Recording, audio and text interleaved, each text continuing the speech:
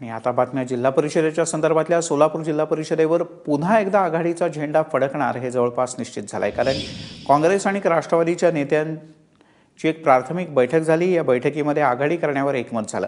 स्थानिक नेत्यांच्या या भूमिकेला प्रदेश पातळीवरून मंजुरी मिळाल्यानंतर सत्तेची सूत्र नक्की होणार आहेत। 68 सदस्य संख्या असलेल्या जिल्हा परिषदेत बहुमतासाठी 35 सदस्यांचं संख्याबळ आवश्यक आहे। सद्यस्थितीत राष्ट्रवादी आणि शेकाप आघाडीकडे 27 सदस्य आहेत।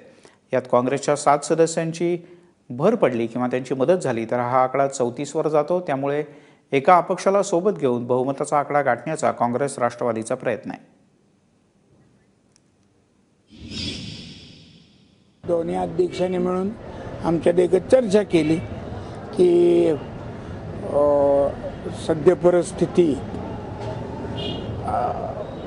वरील वरिष्ठांच्या आदेशाप्रमाणे जिल्हा परिषदेमध्ये काँग्रेस आणि राष्ट्रवादीची युती म्हणण्यापेक्षा काय आघाडी काय युती आघाडी ही एकत्र येऊन करावी।